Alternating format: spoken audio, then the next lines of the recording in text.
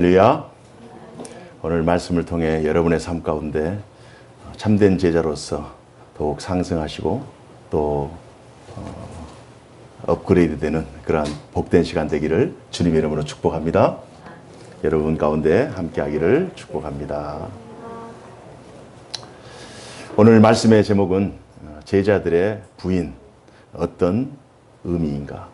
제자들이 주님을 배신하고 또 자기들이 원하는 길로 갔어요. 참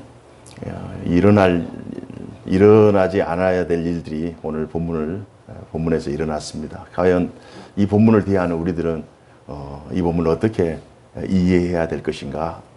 이 부분에 대해서 본문을 잘 통과하면 본문의 말씀이 이런 뜻이었구나.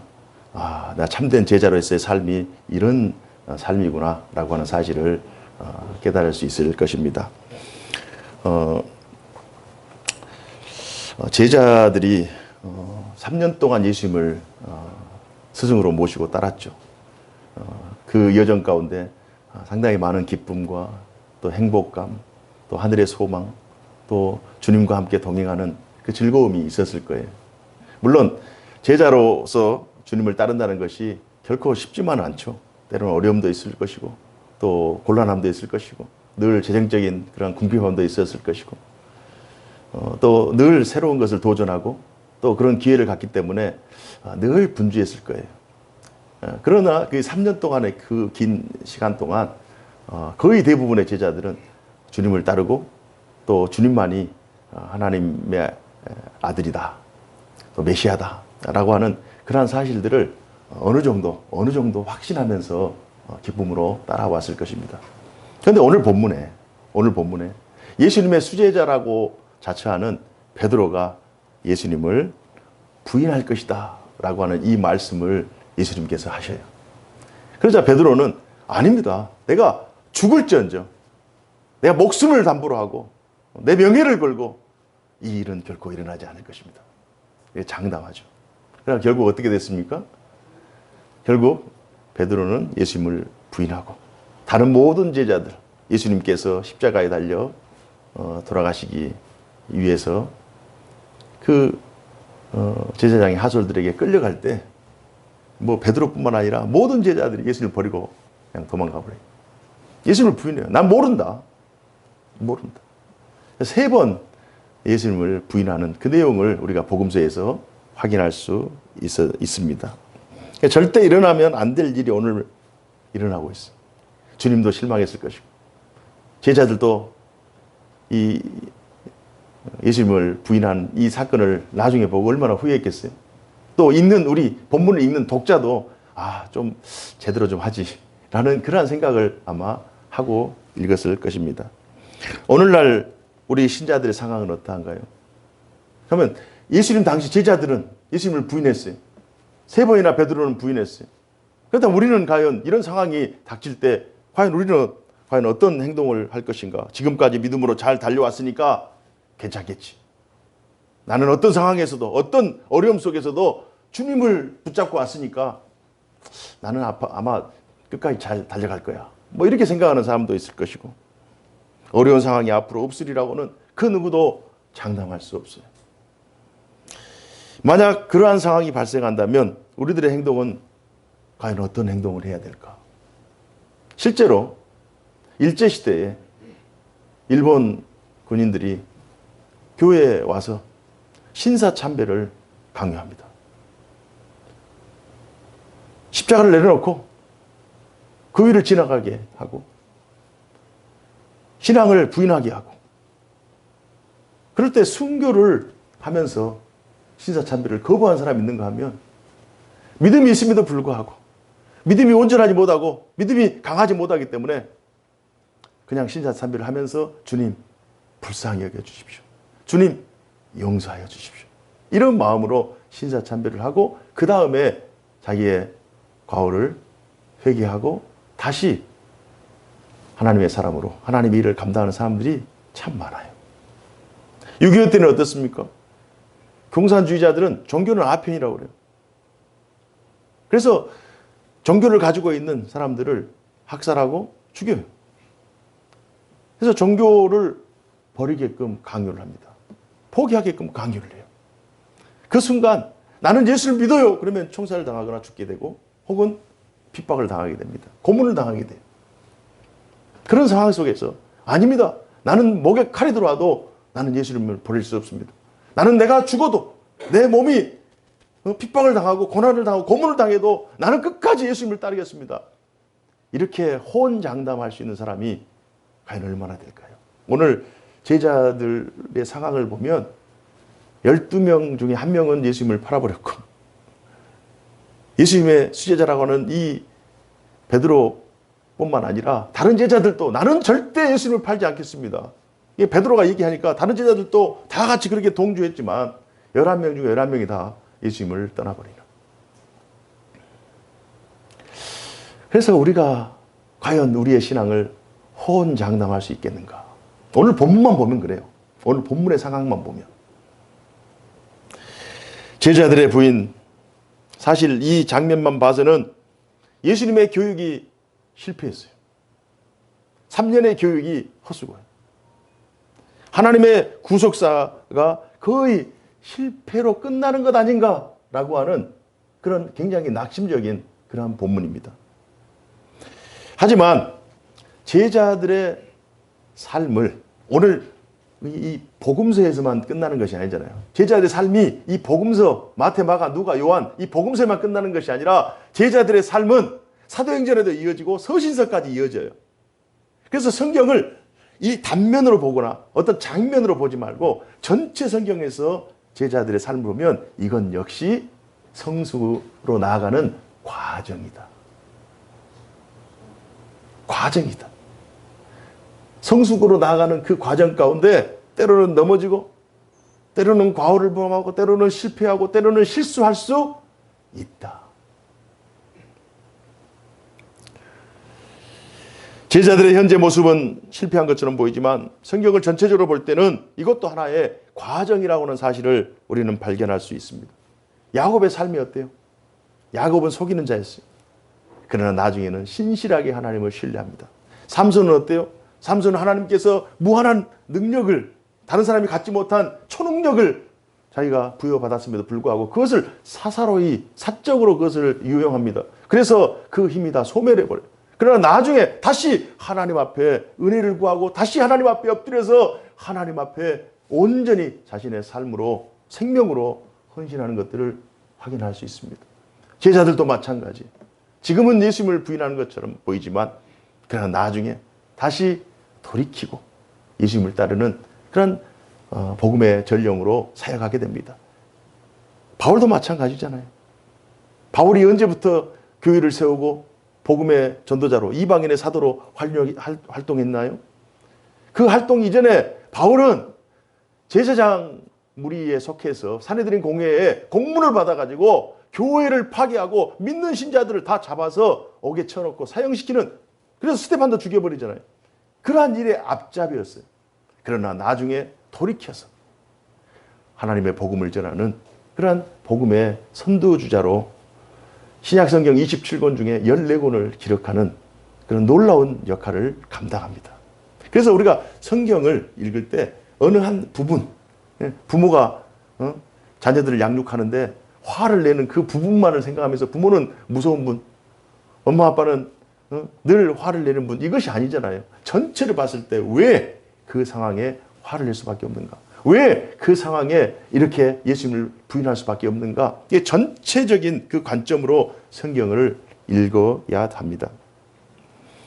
이 기간은 제자들의 신앙이 다져지는 기간이에요. 우리가 실패할 때, 우리가 넘어질 때, 우리가 연약할 때, 이 기간은 제자들의 신앙이 견고해지는 때예요. 주님은 이 사실을 아시고 이 모든 것들을 다 허용하셨어요. 주님이 이 사실을 다 아시잖아요. 네가 나를 다굴기 전에 세 번 나를 부인할 것이다. 이 사실을 아시잖아요. 그러면서도 이 사실을, 이 부분에 대해서 허용하시는 거예요. 용납하시는 거예요. 실력이 안 되는데, 아직 덜 성숙했는데, 성숙의 때까지 예수님이 기다리시는 거예요. 그리고 묵묵히 제자들의 성숙과 그들의 사역의 때를 기다리고 있습니다. 제자들이 어느 정도로 얘기를 했는지 오늘 성경 본문을 보면요. 34절에 내가 진실로 내게 이르노니 오늘 밤 닭 울기 전에 네가 3번 나를 부인하리라 하니까 35절에 베드로가 이르되 내가 주와 함께 죽을지언정 주를 부인하지 않겠나이다 하고 모든 제자도 그와 같이 말하더라. 단순히 이렇게 주님 저는요 예수님을 부인하지 않아요 이렇게 점잖하게 얘기했겠어요? 주님 저를 의심하십니까? 주님 저 한다면 하는 사람이에요. 저 직업 가족 다 버리고 예수님을 따른 지 지금 예수님 밥 먹은 지 3년 됐어요 하면서 이 베드로 성격 같아서는 아주 예수님을 그냥 들었다 놨다 하면서 막 화를 내면서 주님 저를 그 정도밖에 못 봅니까? 하면서 막 그랬을 거예요. 그래서 다른 제자들도 지기 싫어하니까 베드로가 이 정도 했으면 자기들도 그냥 옷을 벗고 그냥 난리를 치면서 그냥 예수님 이게 아닙니다. 우리가 본문에는 나와 있지 않지만 이거 굉장히 예수님의 입장에서 이런 말씀하시면 제자들 입장에서는 받아들이기 어려운 내용이잖아요. 앞으로 미래에 일어날 일이지만 너희가 나를 부인할 것이다 이렇게 얘기하니 이 제자들 입장에서는 굉장히 분개하면서 마치 예수님에게 달려들었을 거예요. 다른 본문 어떨까요? 마가복음 14장 31절에 보면 베드로가 힘있게 말하되 이 본문에 좀 더 강조됐죠. 마가는 힘있게 말하되 힘있게가 어떻게 말하겠어요? 아주 그냥 열을 내면서 얘기했겠죠. 힘있게 말하되 내가 주와 함께 죽을지언정 주를 부인하지 않겠나이다 하고 모든 제자도 이와 같이 말하니라. 똑같이 마가복음도 똑같이 기록하게 되어 있어요. 누가복음은 그 기록에 대해서는 생략이 됐습니다만은 33절 누가복음 22장 33절에 그가 말하되 주여 내가 주와 함께 오게도 죽는 데에도 가기를 각오하였나이다. 내가 오게 가겠습니다. 내가 주와 함께 죽는 데까지 가겠습니다. 뭐 이렇게 막 큰 소리를 치면서 얘기하는 거예요. 심지어 요한복음 13장 37절에 베드로가 이르되 주여 내가 지금은 어찌하여 따라갈 수 없나이까 주를 위하여 내 목숨을 버리겠나이다. 38절에 예수께서 대답하시되 내가 나를 위하여 내 목숨을 버리겠느냐? 내가 진실로 진실로 내게 이르노니 닭 울기 전에 내가 3번 나를 부인하리라. 이런 내용들이 성경에 기록되어 있어요.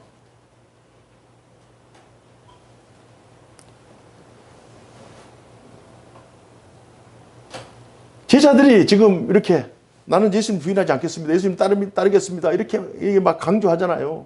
열을 내서 얘기하잖아요. 이 부분에 대해서 예수님은 다 알고 계시면서도 그냥 참고 기다려 주시는 거예요.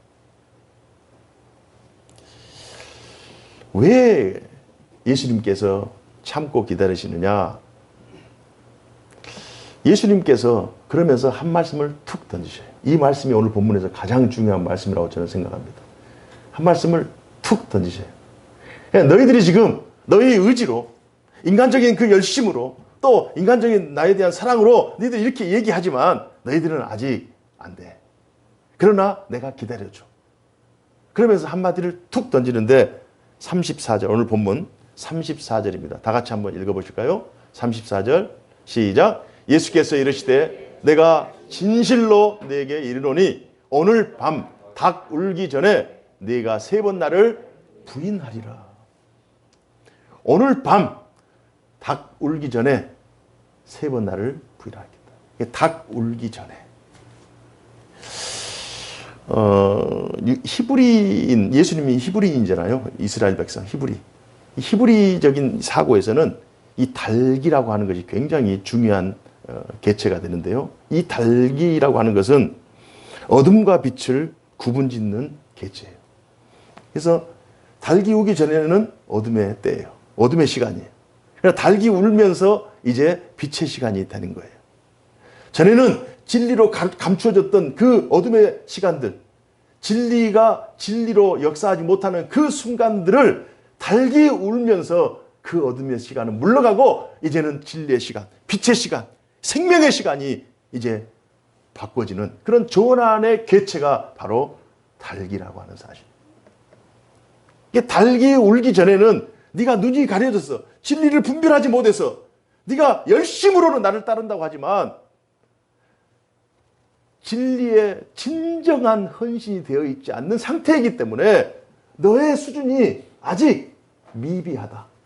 그래서 너는 육신으로 나를 따른다고 하지만 그러나 진심으로 또는 진정으로 나를 따를 수 있는 실력이 안 된다. 그러나 달기 울면서 이제 진리를 발견하고 진리를 깨닫고 예수 그리스도가 진짜 메시아구나. 예수 그리스도가 진짜 살아계신 하나님의 아들이구나. 예수 그리스도가 이 세상에 오신 하나님의 어린 양으로 오신 유일한 그리스도이시구나. 이 사실을 이제 어둠의 시기가 지나가고 빛의 시대가 열리면 그 사실을 깨닫게 돼요. 한번 깨달은 이 사실로는 이제는 다시는 예수님을 부인하지 않습니다. 그러니까 지금은 예수님을 본문에서는 부인하고 있지만 나중에 이 사실을 성령을 통해 깨닫게 된 이후에는 똑같은 상황 속에서 베드로는 자신의 생명을 다해서 순교로 하나님 앞에 나아갑니다. 다른 제자들도 마찬가지. 진리를 깨닫는 이후 빛의 세계, 생명의 빛이 그의 영혼에 비출 때, 진리를 각성하게 될 때 베드로의 삶은 완전히 변화되고 그걸 주님이 기다리시는 거예요.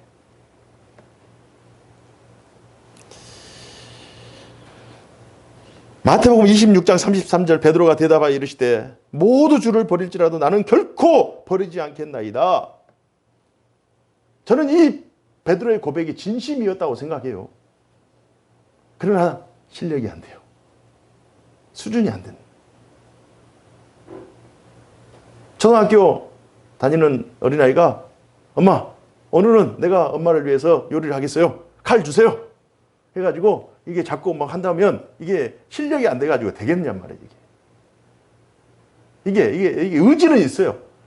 엄마나 아버지에게 좋은 것을 대접하고 이렇게 하고 싶은 마음이 있어요. 그거 안 되는 거예요. 중고등학교 아이들이 요즘 뭐 어렸을 때부터 여자친구 남자친구를 사귀고 남친 여친 뭐 이런 관계가 있어요. 그러나 그 마음이 있지. 응? 상대방에게 좋은 것을 해주고 싶은 그 마음은 있지만 그러나 집을 사주겠어요? 차를 사주겠어요? 뭘 사주겠어요? 아무것도 할 수 없는 거예요. 그 정도예요. 지금 진리에 대해서 정확하게 각성하지 않았기 때문에 이 이전이기 때문에 저는 이 부분이 베드로의 진심이라고 생각해요. 그러나 이 말을 지킬 정도의 수준이 안 되는 거예요. 신앙은 의지적인 결단으로 되는 것이 아닙니다. 예수님을 인격적으로 만나지 않고서는 온전한 헌신의 자리로 나아갈 수 없어요. 그리고 끝까지 갈 수 없어요. 예수 그리스도를 하나님의 아들이요 생명의 빛으로 고백할 때 어둠을 물리치고 죄악을 물리치고 사명의 길을 끝까지 갈 수 있는 줄로 믿습니다. 그렇지 않고 예수 그리스도에 대한 믿음의 확신이 없다면 우리는 언제든 넘어질 수밖에 없어요. 언제든.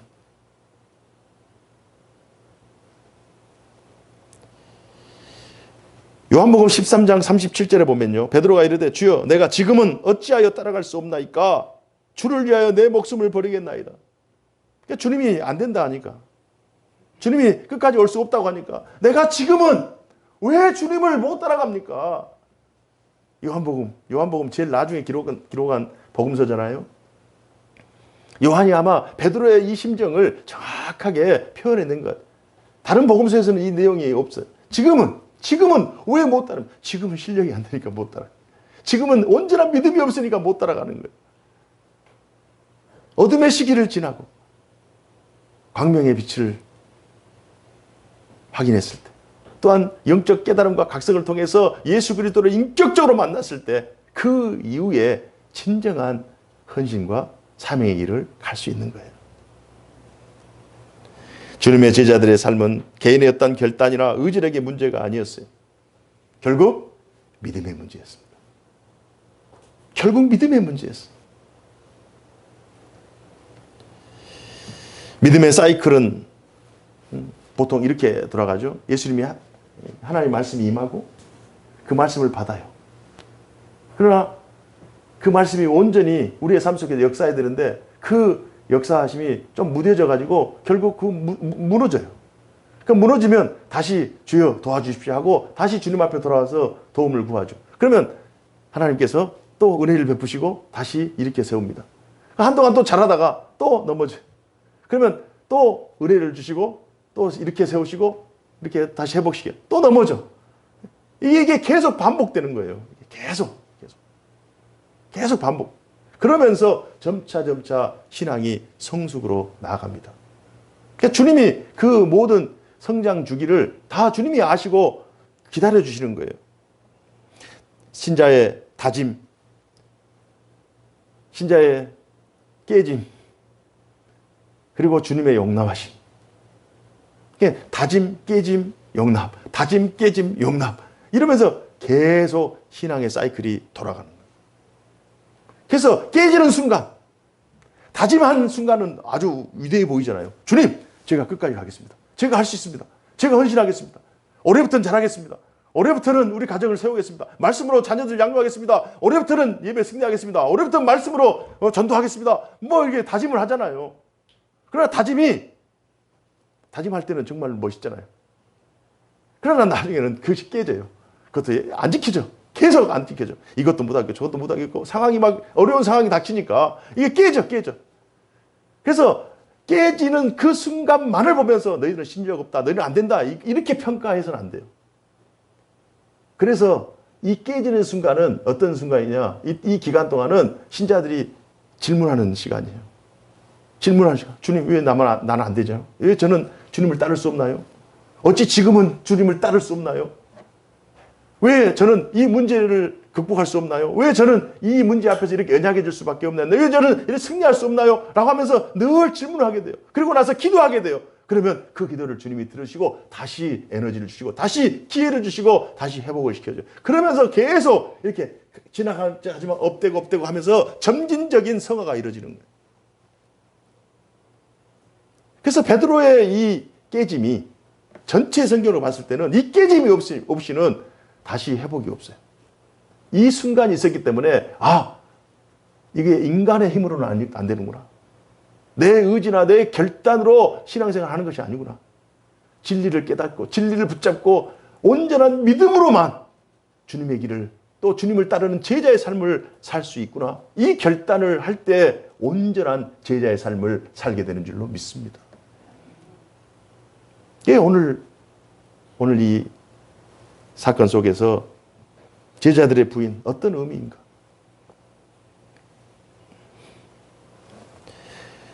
주님을 부인할 수밖에 없는 상황 속에서 성숙을 기다리시는 예수님의 모습을 살펴볼 필요가 있어요. 기다려주시는 거예요. 주님 우리를 기다려주시는 거예요. 닭이 울 동안 때를 기다려주는 거예요. 닭의 울음소리를 듣고 각성할 수 있도록 그때를 기다리는 거예요. 어둠의 시대를 거쳐서 실패, 깨짐을 통과하면서 더욱 단단해지는 신앙 성숙의 그 기간을 주님이 기다려주는 거예요. 그러니까 우리도 기다려줘야 돼요.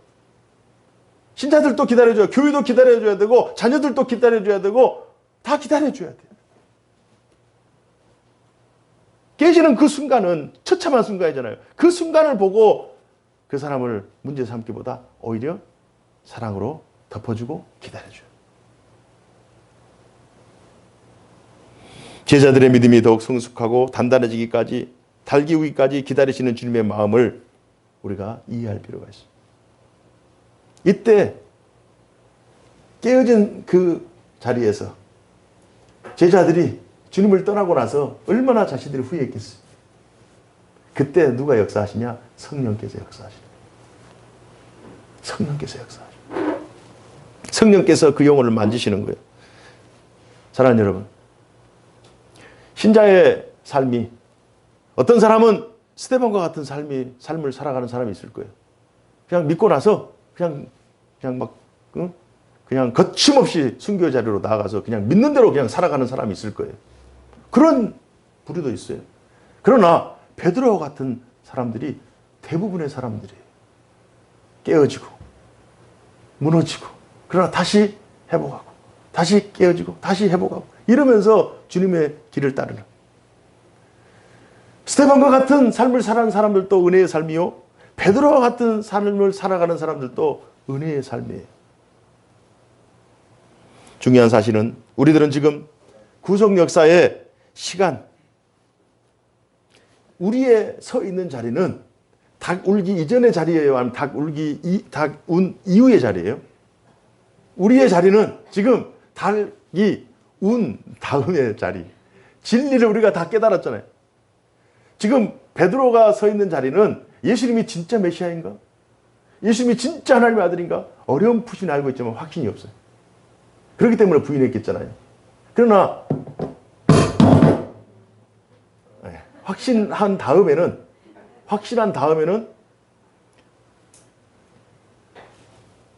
끝까지 사명의 길을 걷는 거예요.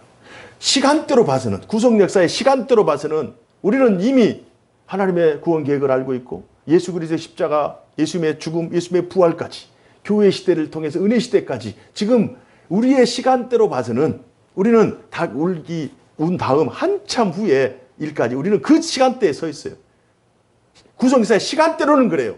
그러나 개인의 신앙의 시간대에서는 아직 닭 울기 이전에 있는 사람들이 있고 닭 운 이후에 살아가는 사람들이 있다는 거예요. 나 자신 한번 생각해 봅시다. 나는 지금 닭 울기 이전에 내가 진리를 궁금해하고 진리에 대한 확신이 없고 예수 그리스도 나의 참된 구주다라고 하는 확신이 있는가 없는가? 확신이 없다면 지금 닭 울기 이전에 나의 상태예요. 그때 나는 예수님을 따른다고 했는데 늘 부인하고 나는 깨지고 나는 넘어지고 그렇기 때문에 나는 예수님의 참된 제자가 될 수 없어. 이렇게 포기할 것이 아니라 주여 나를 불쌍히 여기소서. 성령님 나에게 깨닫는 은혜를 다하여 주옵소서. 나에게 광명의 때를 허락하여 주옵소서. 진리의 빛을 비춰 주옵소서. 생명의 빛이 오직 예수 그리스도밖에 없습니다라고 하는 이 간절한 사실을 오늘 본문을 통해서 깨닫고 확인하고 다시 은혜의 자리로 나아가야 될 줄로 믿습니다.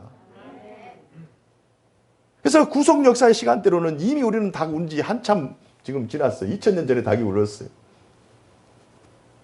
그러나 개인 상황이 다르기 때문에 오늘 이 본문 말씀을 통해서 우리 스스로 한번 점검해보고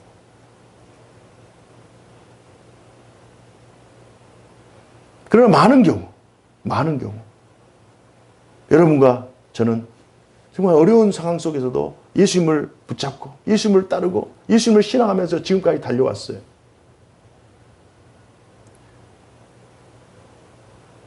어떤 사람에게는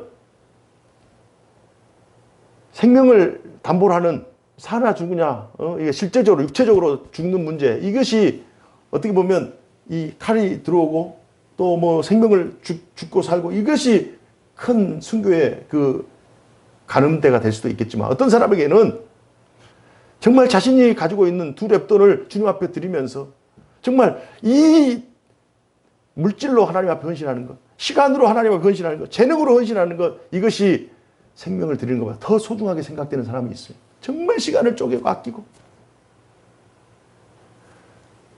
하나님께서 나를 구원하신 그 사랑이 너무 크고 너무 고귀해서 내가 힘들지만 내가 어렵지만 주님을 끝까지 따르겠습니다 라고 하면서 지금까지 달려온 거예요. 그런 믿음을 가지고 그런 신앙을 가진 여러분들을 주님의 이름으로 축복합니다.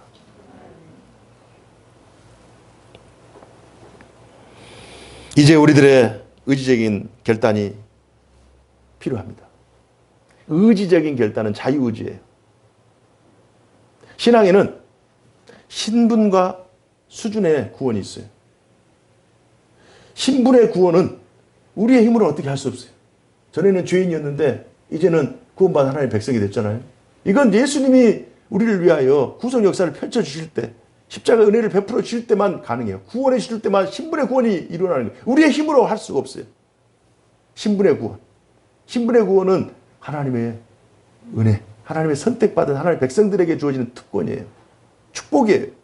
그러나 이제 구원받은 신분의 구원을 통과한 이후에 우리에게 필요한 것이 수준의 구원이에요. 수준을 높이는 것은 이때 자유의지가 필요한 거예요. 이때 수준을 높이기 위해서 우리가 더 열심을 내고 의지적인 결단을 하고 순종을 선택하고 믿음을 선택하고 믿음의 자리를 선택하고 예배의 자리를 선택하고 참된 제자의 자리를 선택해 가면서 가는 것, 이것이 우리 수준을 높이기 위해서는 이제는 선택과 결단이 필요해요. 내가 신자로서, 참된 제자로서 하지 말아야 될 것 하지 않고, 신자로서 하나님의 말씀에서 분부하신 바를 따르고 순종하면서 그러면서 수준이 한 단계 한 단계 높아지는 거예요. 이제 결단의 시간이 우리에게 주어졌어요.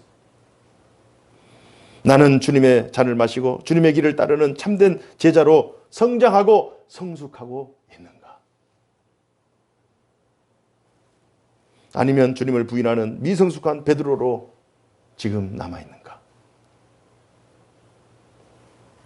성령께서 우리를 도우시고 깨닫게 하셔서 늘 주님을 따르는 신실한 제자의 삶을 사시기를 오늘 본문 말씀을 통과하면서 여러분에게 진심으로 축원합니다. 그래서 이 본문 말씀이 제자들의 이 배신 혹은 제자들의 부인, 이게 어떤 의미인가? 오늘 말씀을 잘 묵상하시면서 어둠이 물러가고 빛이 이미 우리에게 임했어요. 전에는 예수 그리스도에 대한 확신이 미비했지만 이제는 예수 그리스도가 참된 구주이시고 유일한 구주, 오직 예수라고 하는 사실을 확신하고 있어요. 그러면 이 길을 가야죠. 이 길을 선택하고 이 길을 꿋꿋이 따라가야죠.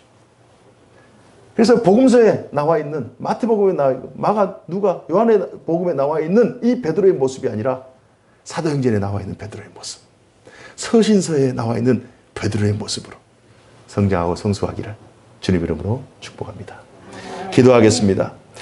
사시고 역사하신 하나님 아버지, 오늘 본문의 말씀을 통하여 우리에게 참되고 또 복되고 성숙한 그러한 주님의 제자로 저희들을 인정해 주셔서 감사합니다. 성령님 도우셔서 끝까지 주님의 제자의 삶을 살게 하여 주시고 저희들을 통하여 하나님의 나라가 확장되고 저희들을 통하여 하나님의 뜻이 하늘에서 이루어진 것처럼 이 땅에서 이루어지는 놀라운 역사를 경험케 하여 주시옵소서. 성령님 도우셔서 우리를 주의 선한 도구로 사용하여 주옵소서. 주 예수님 이름으로 기도하옵나이다. 아멘.